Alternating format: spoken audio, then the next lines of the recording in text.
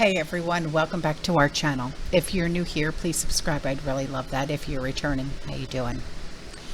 What we're going to talk about today is comfort foods and why you should stockpile comfort foods and prep for normalcy. Imagine a scenario where you have meticulously prepared for months worth, even years worth of provisions, complete with an ample supply of water and essential supplies. You've taken every precaution possible, ensuring that you are well equipped to face any unforeseen challenges that may arise. But amid all of your preparations, did you remember the power of comfort foods and prepping for normalcy? It's something to think about, isn't it? Now picture a sudden shift in circumstances. A catastrophic event has unfolded, and it's leaving you and your family with no option but to rely solely on the resources that you have carefully accumulated. Trips to the grocery store are a distant memory. Dining out, no longer an option. Can't call in for takeout.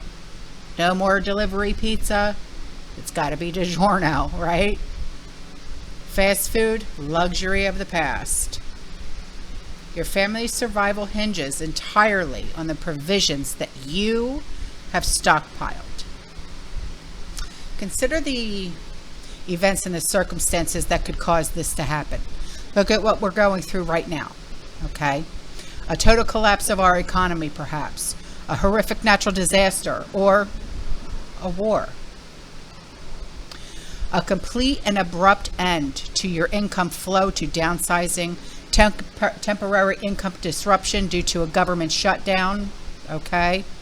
Whatever the case might be, when the time comes that you must rely solely on what you have stored, you can count on the overwhelming levels of stress and anxiety. Regardless of the trigger, the emotional upheaval that follows remains constant. During these trying times, the simple pleasure and emotional reassurance that comfort foods provide can be a total game changer. In the midst of the trauma, it's dinner time. The family sits down at the table for the usual dreary meal of beans and rehydrated veggie and rice. What do they see? Why, a pan of hot, fresh from the sun oven brownies, right? This rare treat brings smiles and laughter, and in a matter of minutes, the pan is empty. Yum, right? That is the power of comfort foods, and why I highly recommend that it be a part of your food storage. The science of comfort food delves into the intricate relationship between your brain chemistry, your emotions, and the foods that we find emotionally soothing. Comfort foods are typically high in sugar, fat, carbs, which can trigger the release of feel-good neurotransmitters like serotonin and dopamine in our brains. Now, these neurotransmitters are associated with pleasure and reward, creating a sense of emotional well-being when we consume these comfort foods. Now, comfort foods, they possess a unique ability to offer solace, reassurance when everything else is so uncertain. These are the foods woven into our personal histories, like to cherished memories, moments of happiness. It might be a steaming plate of your mother's signature meatloaf, accompanied by creamy mashed potatoes and that rich gravy. For someone else, it could be the indulgence of a homemade apple pie, invoking the warmth of simpler times. For my husband and I, it's pretzels and peanut butter. Oh, yum.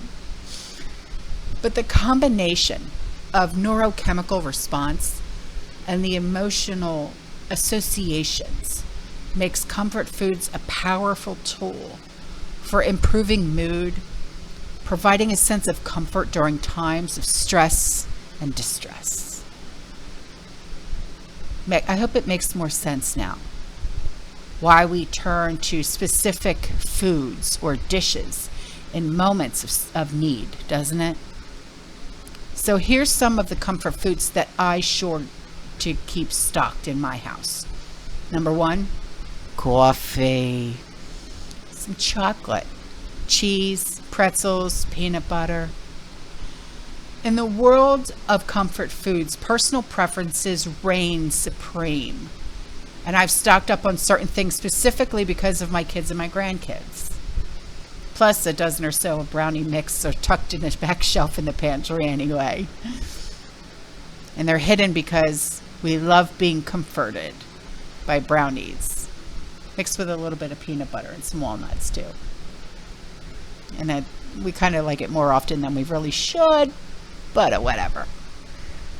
So create a list of these cherished dishes and their essential ingredients. Gradually incorporate them into your emergency provisions. Pay close attention to the storage requirements of these ingredients. Some may be suitable for short-term shortage, while others may need special packaging to extend their life. If cookies are on your family's list of comfort foods, stock up on those cookies or the ingredients to make them. You can keep chocolate chips and M&Ms in canning jars, vacuum sealed, with a food saver. If meals with pasta make you feel better, which is right up my alley, yum yum, give me some. In cases where your favorite comfort food components aren't conducive to long-term storage, explore alternatives that can replicate the taste and the emotional connection. As with all of your food storage, rotate your comfort foods as well. Now here are some other comfort food suggestions. How about some chicken soup? I remember growing up, and if I was homesick from school, my mom would make me chicken soup with peanut butter and jelly sandwich. Pizza. Now this is doable if you think through the shelf-stable options for your favorite toppings and can make your own pizza dough from scratch. How about pancakes with maple syrup? How about a chicken pot pie? You know, freeze-dried chicken is a shelf-stable option. How about biscuits and gravy? How about beef stew?